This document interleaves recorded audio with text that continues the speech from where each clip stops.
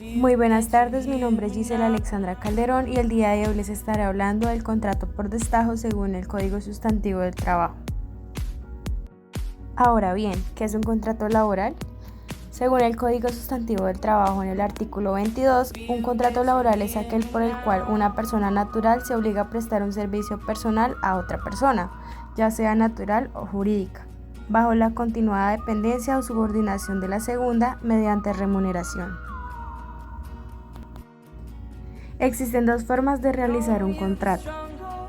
De manera verbal, es aquella en la que no hay un documento escrito que describa los términos bajo los cuales se desarrollará la relación laboral entre el trabajador y el empleador.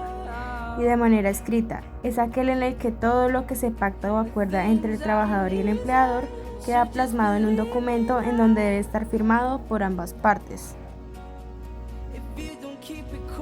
Ahora bien, hablemos del contrato por destajo. El contrato a destajo es una modalidad de salario conocida como destajo o por tarea.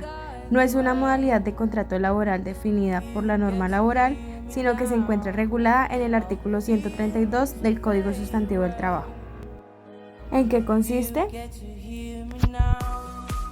Esta modalidad de salario implica que el trabajador es remunerado por la producción que ejecuta y no por el tiempo que trabaja. Es decir, se paga un valor determinado por cada unidad producida. Veamos un ejemplo. Tenemos el caso de Susana. Es una empleada de una fábrica textil y acordó con su jefe que la modalidad de remuneración que ella tendrá es por destajo, donde le pagarán según las unidades producidas o confeccionadas 5,000 pesos. Ahora veamos algunas características de la modalidad de remuneración por destajo. Salario variable en la remuneración de pago. Como la remuneración será dependiendo de cuántas unidades de obra realice el trabajador, el salario obtenido será necesariamente variable, pues este dependerá de la cantidad de tareas, actividades o unidades que realicen en un periodo de tiempo determinado. Cuando a dos trabajadores les pagan por tiempo, ambos recibirán el mismo salario, pero cuando les pagan por destajo, ambos ganarán relativamente distinto, ya que su salario variará de lo que cada uno produzca. Regulación legal de la remuneración por destajo. En el artículo 2 del CST podemos observar que se menciona la modalidad de pago por destajo, la cuantía y forma de remuneración, ya sea por unidad de tiempo, por obra ejecutada, por tarea, destajo u otra cualquiera, y los periodos que regulen su pago. Lo anterior no significa que en el contrato de trabajo escrito no exista esta modalidad de pago, sino que al ser verbal, la ley precisa lo que las partes deben acordar. Artículo 176 del CST menciona: el empleador y el trabajador pueden convenir libremente el salario en sus diversas modalidades, como por unidad de tiempo, por obra, a destajo y por tarea, etc., pero siempre respetando el salario mínimo legal o el fijado en los pactos, convenciones colectivas y fallos arbitrales. El anterior artículo señala que esta es una modalidad de pago siempre y cuando no baje el salario mínimo legal vigente. Salario mínimo en la remuneración por destajo.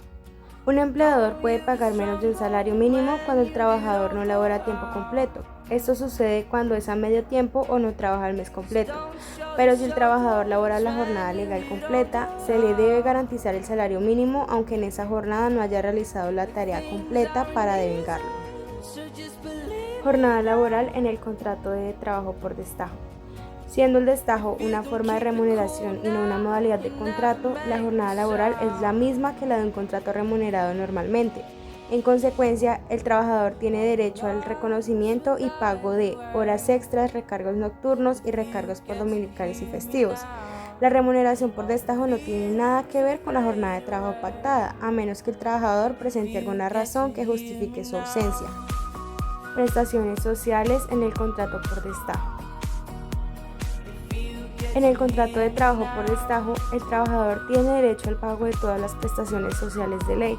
En este caso, para liquidar las prestaciones sociales, se debe promediar el salario del trabajador según la prestación social que se vaya a liquidar. Seguridad social en el contrato por destajo. El trabajador remunerado por destajo debe estar afiliado al sistema de seguridad completo, como salud, pensión, riesgos laborales, etc., sin excepciones. Lo único que cambia es la forma que le liquidan los aportes y las incapacidades, que por ser un salario variable se debe promediar. Esto fue todo por hoy, muchas gracias por ver y hasta la próxima.